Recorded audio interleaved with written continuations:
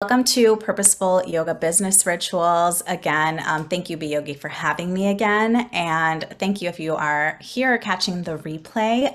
Again, my name is Simler, and I'll tell you a little bit more about myself, but I wanted to first start with why you might be here. You might be here because you want to get some info on organizing, prioritizing your time as a yoga teacher. And using your emotions or the emotions that you want to feel to help get stuff done when you're planning classes or setting up your workshops, anything like that. How to stop saying I need to do this or I should be doing that, and then actually get that done. And how small actions or micro actions can lead to fulfilling the bigger vision that you have for yourself, for your revenue, for your clients, etc. So if you want to send me a DM or comment below, you can just tell me what you're struggling with most right now. I would love to hear how I can serve you. Again, this is a little bit more about me. I know that Lizzie gave you a little bit of information, but back in 2016, I got certified as a yoga teacher through the Art of Living Center, which is an ashram in the Blue Ridge Mountains, through a Tampa-based studio called the Lotus Pond. And I have been working in marketing since 2014 at firms. And I basically burnt out and started my own business because I thought I can do this on my own. And here I am. So I sort of evolved into business coaching. Cool. So here's the agenda for today. We're first going to be talking about time blocking. Then we'll talk about emotional allies or some friends, some feeling friends that we can recruit to help us get stuff done. We'll talk about the art of starting, because it is definitely, there's an art to taking that first step and starting on something that is new or different. And then we'll talk about just some healthy habits that I have picked up along the way that I want to share with you. Definitely a big habits and time nerd. In my last job before I started my business, I was a senior project manager. So I had to do a lot of organization. So we'll start with time blocking, which I know is not the sexiest thing on earth. I teach a lot about marketing and Instagram and social and how to make money. But if you don't set up your systems and your routines and your rituals in your business, it's going to be hard to actually get your focus to actually doing those money makers, or to write your captions for social, on all of those things that you need to get done as an entrepreneur. And organizing your time is really it's so vital to you as a leader.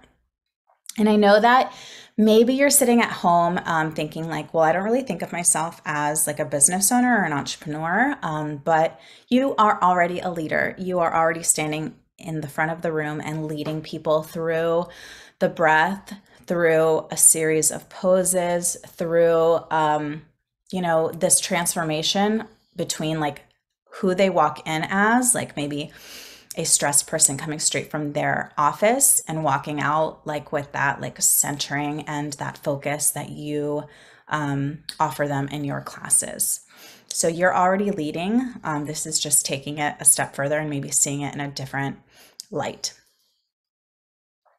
So I would say this goes into discovering how to break up your time into chunks that actually make sense. So I will tell you that when I first started time blocking, I was very, very ambitious. And I'm a neurodivergent person. So I set myself up in this really ambitious way. And I could not really carry it out in the way that I had expected to. So then I did it differently. Sometimes we need to start something, hit a wall, and then do it differently. So this is my old time blocking calendar.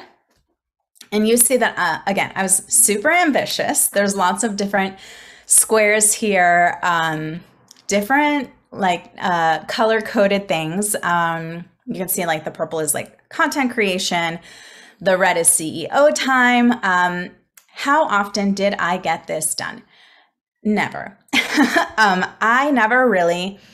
I couldn't stick to it. So I thought, it's okay. I'm not failing at anything. This is just not the right system for me, for the ADHD, for somebody who works from home. How can I adjust this to set myself up for success?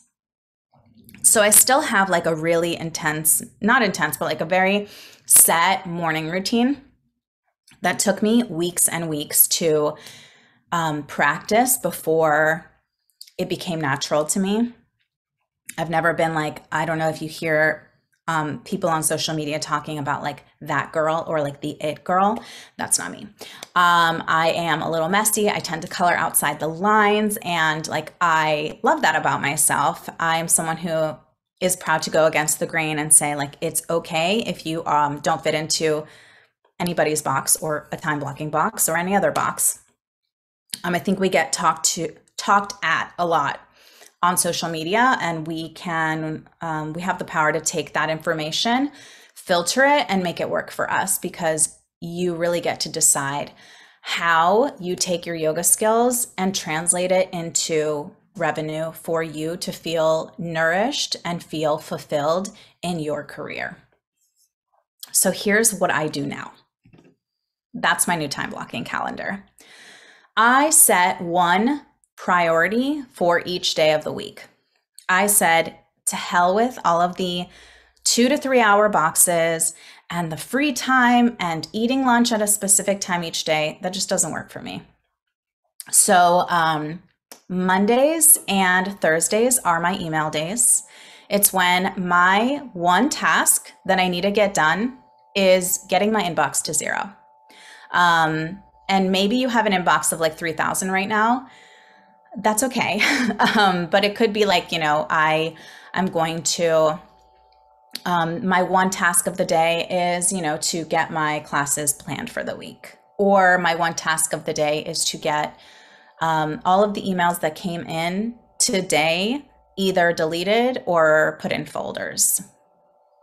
Tuesdays are my CEO day, which means I don't do any client work. I don't do any of my client notes. I don't carry out any other projects that I have for other people. CEO day is I'm working in my business. I'm setting up behind the scenes stuff. I'm following up with my leads. I am doing my content for social media. I'm creating my newsletters, anything like that, where I am just working for Astra Business Coaching.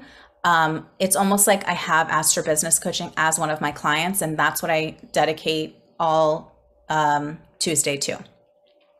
Wednesday is my client day, where I am working on only client stuff. I don't work really for myself on Wednesdays. I will pop into social, but it's mostly like where I set up the most appointments. That's my big client day. Thursday again is email, and then Fridays are finance Fridays, where I grab all of my money from the week, put it into a spreadsheet, and then get it done. So it's I'm good and I'm squared up for the weekend. So really, like, this is how I would do it. I would set up like any non-negotiables. If you want to do that, any self-care, here's some suggestions for you. But again, maybe just having one task per day is where you start. 2 tasks per day, 1 in the morning, 1 in the afternoon. That's another way. Or just doing like actual time blocking, like the previous calendar that I showed you, is really what makes the most sense to you. And you can literally just create a little Excel spreadsheet or like write it on your Google Calendar. Just whatever you are already using is probably the best option for you, because it's not requiring you to learn a whole new system. It's already using what you have and just adding to it.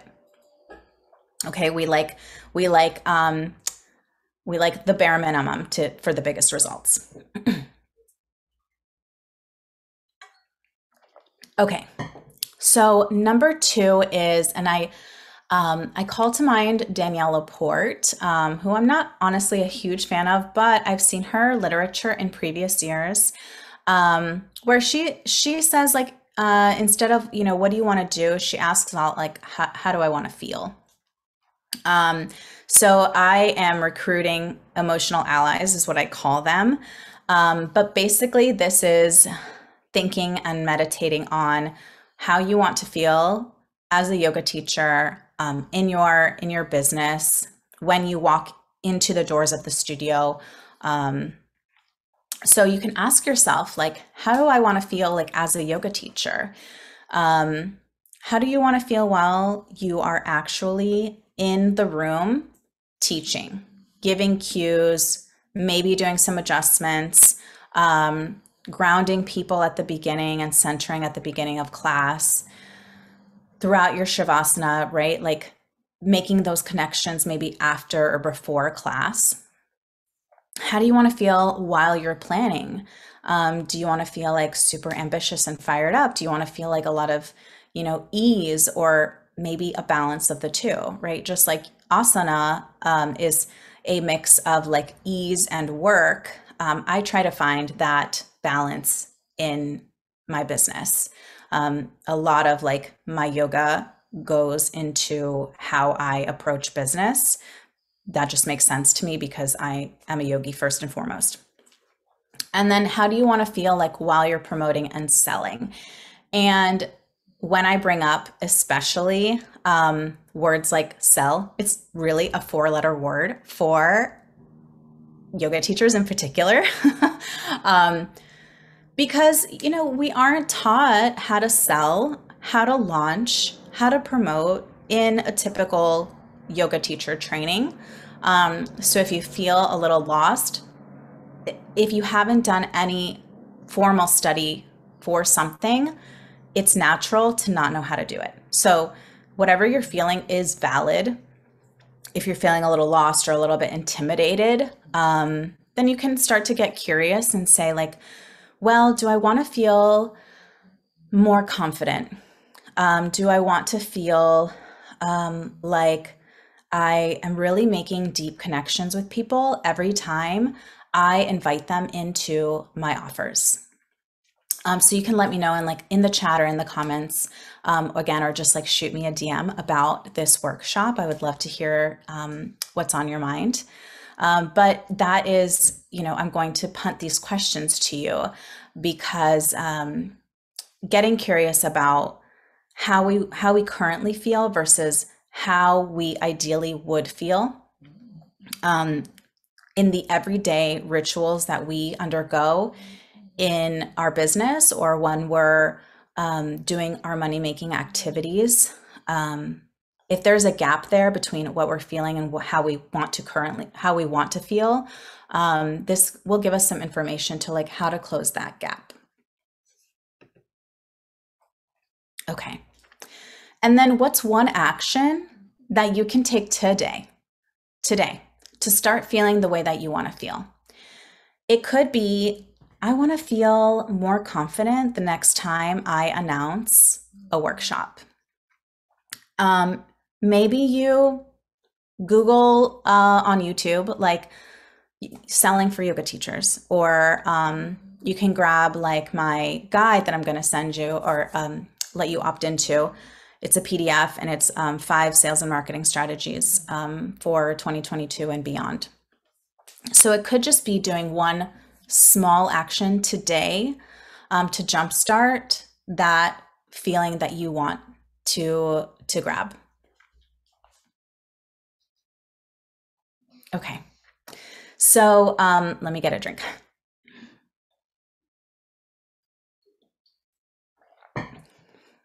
This in particular, I think is really important because a lot of the drop off for my clients, my past students, and just in general, when I host workshops or do some sort of training, people love to get information.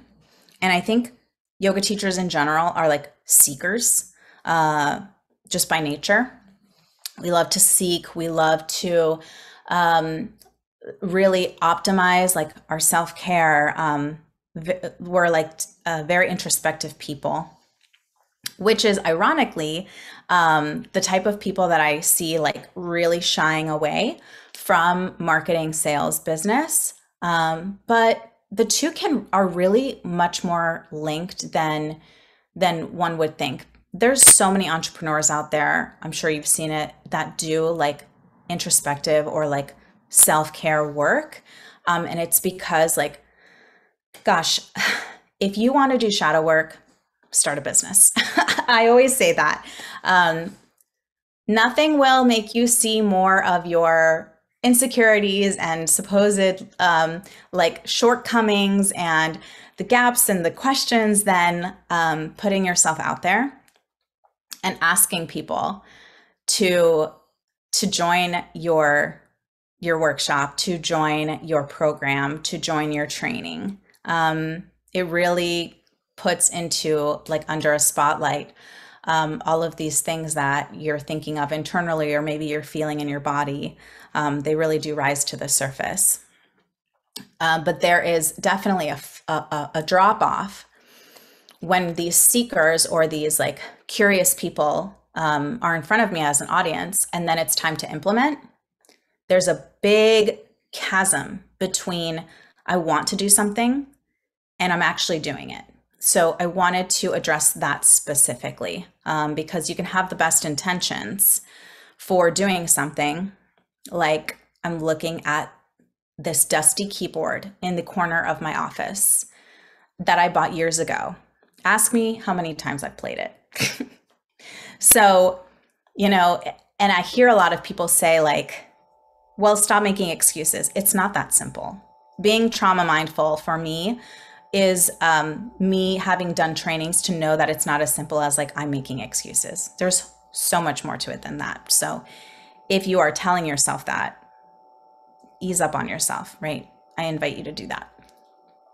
So there is a space between, again, I want to do something, I need to do something. I'm going to start playing keyboard. I'm going to start really taking music seriously and then actually doing it. Two different things. Sometimes they're worlds apart. So how do we bring them a little closer together? We'll talk about that. Okay. Part of it is willpower. Part of it is making the decision to do it. And then a little bit of like telling myself like, just do it, stretch me into like, put me into my stretchy zone of comfort. It's not totally in my comfort zone. It's not completely out there where like I'm feeling activated in my nervous system and it's like a heck no.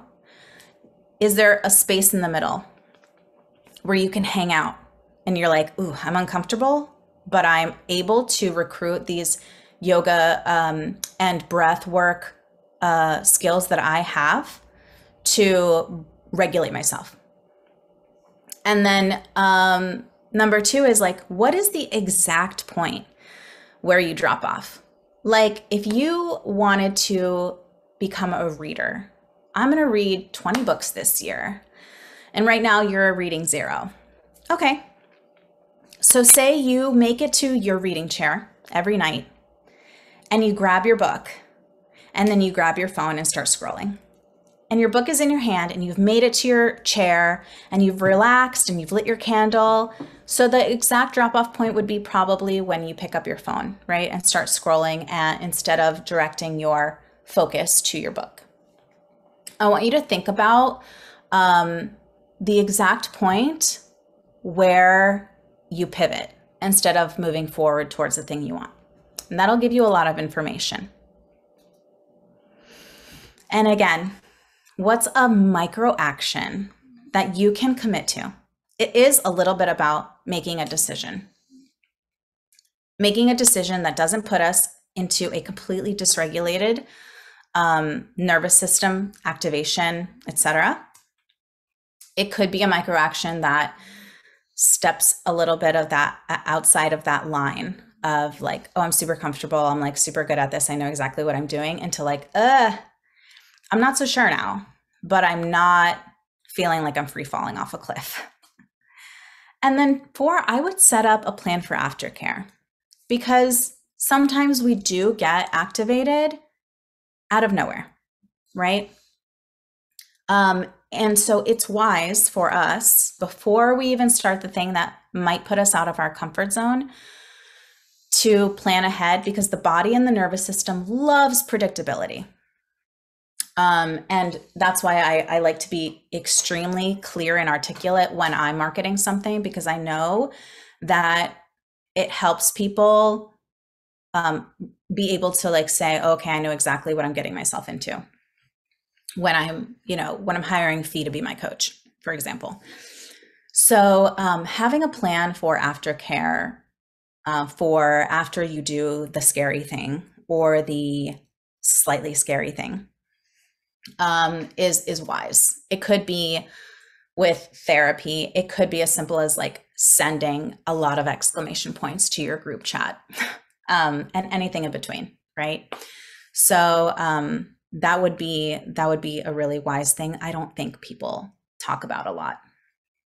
And I got this from a Harvard Business Review article. I love Harvard Business Review. They have really, really informative articles. So I can definitely send that to you if you want to hit me up on Instagram or TikTok. I would love to share that with you. But I grabbed some of this literature and kind of filtered it through my brain, and here it is.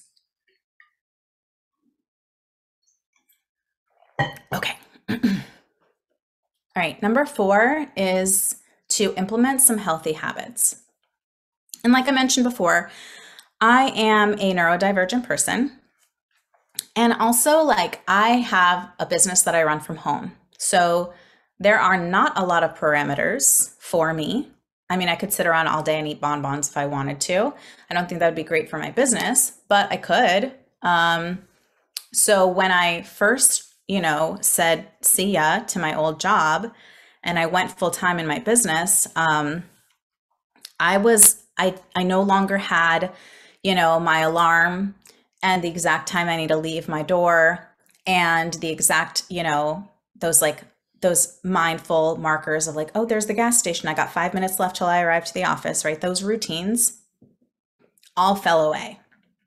And I had to start from scratch to build up new routines, habits, rituals on my own, to get stuff done and to get it done week after week after week.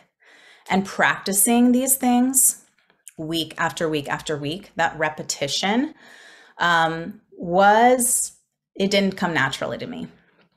I've encountered this a lot with yoga teachers. Like, I move through life gut first. My emotions oftentimes tell me what to do. They are like my North Star. And my brain can tell me sometimes like this is the next thing that I should do. And my gut is like, nah. And my gut usually wins. So I had to take all of that information in and be like, okay, what's realistic for me to actually do? It took me months, like I said, to establish a morning routine. But the way habits work, and I highly recommend Atomic Habits by James Clear. It is one of my Bibles, because I love learning about the brain. Habits are basically a way to automate your brain. It is a way for your brain to use as little energy as possible. It is conserving energy. So when let me give you an example.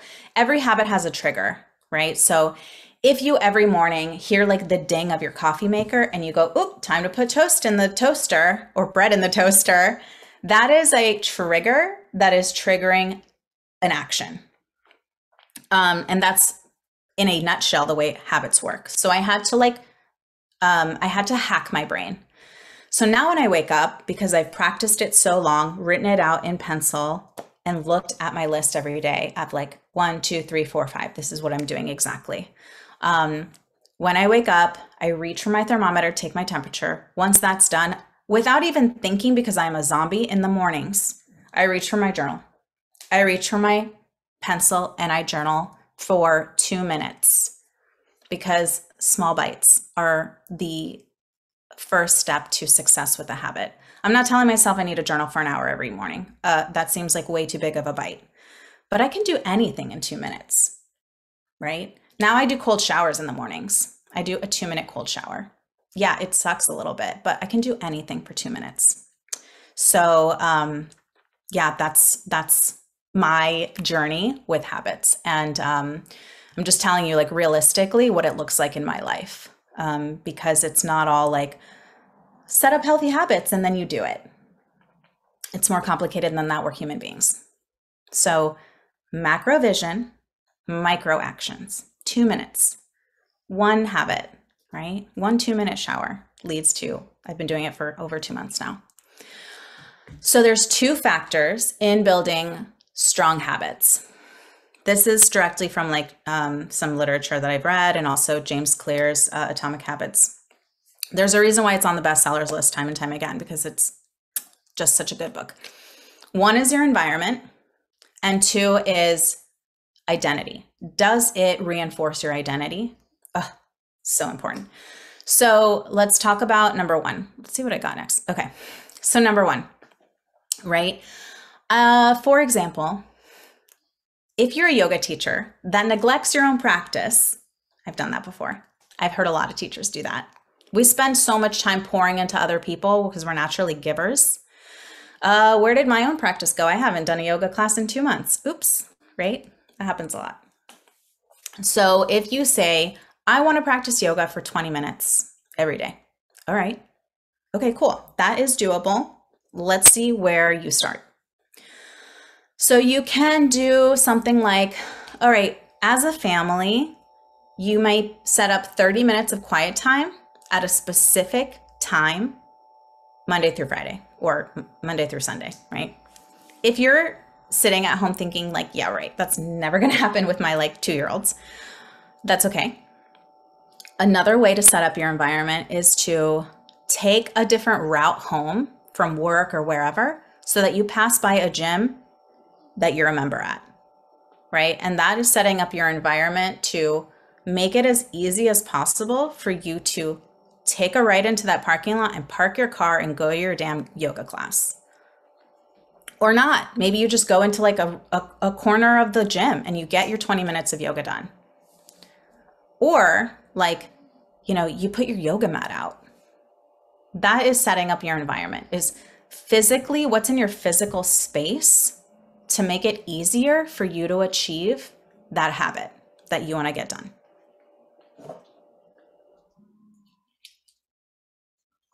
Okay, there's a lot more about this, but I'm going to move on. All right. 2 is identity. Oh, this, you know, this is a conversation for another time, but identity also is, it dovetails really, really strongly into like sales strategies. You know, but if you want to become a good salesperson, being specific and tapping into like something that confirms or it reassures someone's identity to themselves, is going to be a really good thing for you to master. But if you, for example, same example, right? You want to practice yoga for 20 minutes every day. So maybe the identity that you're saying to yourself is like, I'm not only a yoga teacher, but I am one of those yoga teachers that nurtures my own practice as much as I nurture other people. So that would be something that, you know, every time you practice, you are reiterating that identity to yourself, reconfirming that about yourself through your actions. Another example would be like, I'm going to go back to that reading example that I gave you. I am a reader. Well, what would a reader do? Would a reader sit down at his or her or their chair and have a book in their hand but scroll TikTok instead? Probably not. A reader would probably have time to sit in a reading chair, put their phone away and read. So that's how identity helps set up the actions that we take in our everyday lives. Okay.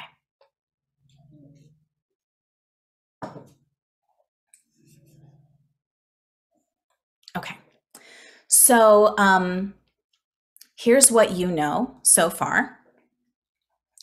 We talked about gaining control of your time. We talked about time blocking and how you can use time blocking in a variety of ways to not only set up like boundaries, it's really like an exercise in boundaries. And when I have my clients track their time, all of this stuff about boundaries tends to come up as well. So heads up that if that happens to you, I've seen it a lot. And you might want to also set up that aftercare system before you go into the like looking at your calendar and creating boundaries and really assessing how you want to spend your time. Also, you might see where your time leaks are, which I know social media is a big time leak for everyone. That's like super. It's not normal, but it is common. I trust me, a lot of my business is spent on social media. It's how I make like 99% of my sales is through my DMs. So getting caught up in the like scrolling, you're like talking to an expert. I get it. But I've set up also some really strong boundaries around social media, around my phone, how, when, where I charge my phone, all of that stuff. So gaining control of your time, really, it's your time. You are in charge of it to a certain extent. Some things are non-negotiables and you have to show up for others. But can you balance those two? Because you're worthy of it. Okay. Two, we talked about using your emotions, right? Using the feelings that you desire to feel to motivate what actions you're taking to arrive at those feelings, to arrive at that state. And then translating that into like, okay, well, what can I start to do today? What can I start to do now to help me get a little bit closer to feeling at ease, to feeling confident, to feeling knowledgeable? And we tend to shy away or like direct our focus away from the stuff that is that's more difficult, that takes some time to get familiar with. I know a lot of yoga teachers that will train and get their 500 hours and take workshop after workshop after workshop, but they've never taken a business course. And if you're here, like you have already invested time into knowing about your business, right? So I salute you, but there's a lot, I see that a lot too.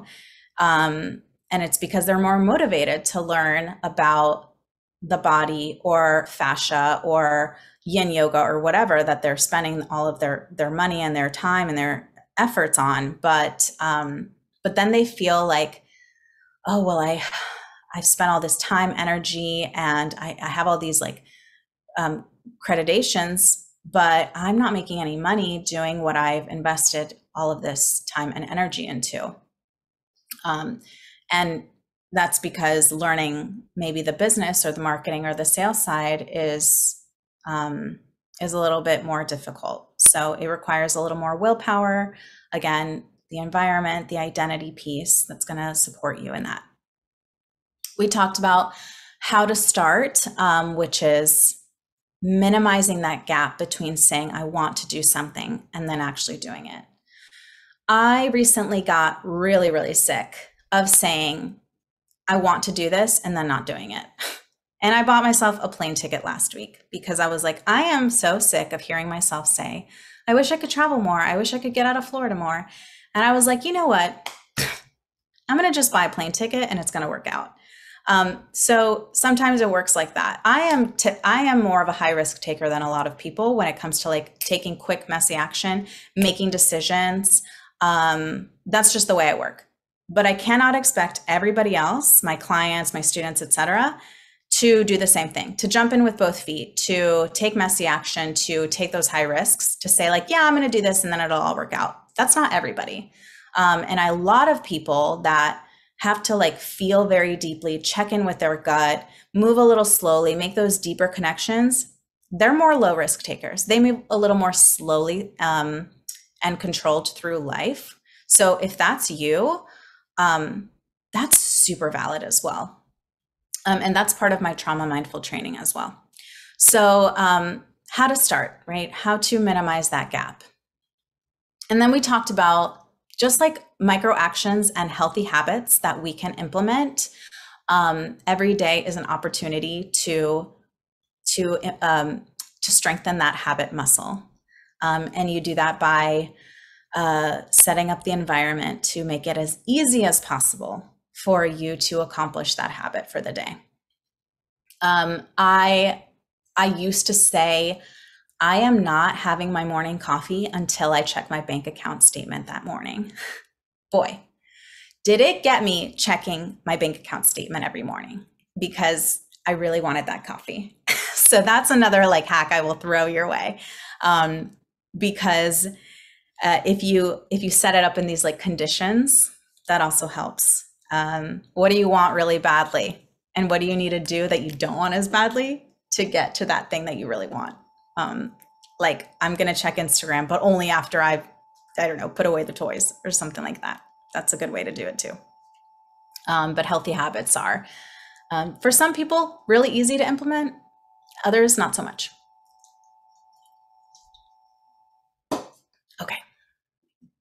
Okay, so here is what's next. Here's what I would recommend as the next step for you now that you have gotten all of this information and gotten this overview over like what rituals that you can take to be intentional and purposeful and set up some repeatable systems for success when working on your yoga programs, your offers, your money generators, etc.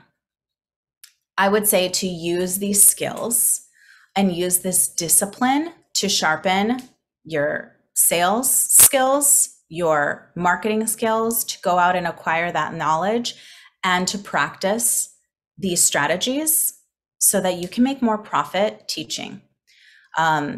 You are worthy of feeling nourished and fulfilled doing what you're doing right now. And honestly, like studios don't set up yoga teachers for like a reasonable income. So that's why I've seen a lot of yoga teachers since like 2020 say like, I can do this on my own and it's going to take more time and more effort on my behalf to do it on my own without the studio's support and studio's audience. But the payoff is worth the return. The return on investment is worth all of the effort that I'm putting into this. So I'll put that in your ear. Cool. So this is what I'd recommend as a next step for you after taking all this information in. I have a Portal to Profit workshop. It is a recording of a live workshop that I did. I had about a dozen people in it, some yoga teachers, a lot of service providers like financial coaches, yoga teachers, Reiki masters, a variety of people. A lot of people in the wellness industries tend to gravitate towards me because we tend to speak the same language and I'm familiar. So it's 60 minutes. And it's some of my best ways to live, work, make more money. I'm going to go deeper into some of these topics. The regular price is $17 and you get to keep it forever. And your price is $11 with the code beYogi. For the rest of the month, take your time, take a look at what it is. And thank you, Lizzie. I think that was you that just dropped it into the chat. But yeah, take a look at what the workshop is, and it's $11 for you for the rest of June. So you can take a look and see if that will work for you. I also offer a 2-hour one-on-one session. Basically, we'll work together to talk about like really what's the deep driving forces behind your business.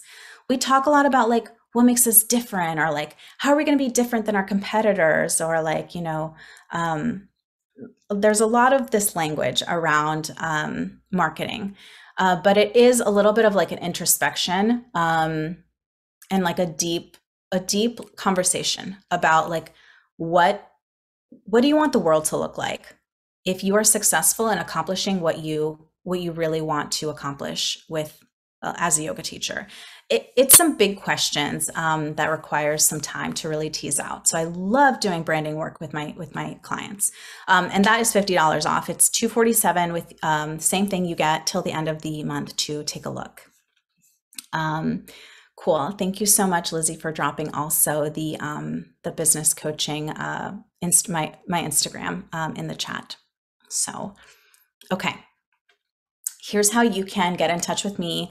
I'm on Instagram and TikTok. I'm on the web. You can check out my homepage there, and you can just drop me like an email or a DM. I'm very active on both Instagram and TikTok. I've also been venturing into Pinterest and YouTube lately, but all of the links are on my website or on my Instagram. So I'd love to hear from you. I'm happy to just chat with people. So if you have any questions, you can let me know. And thank you so much.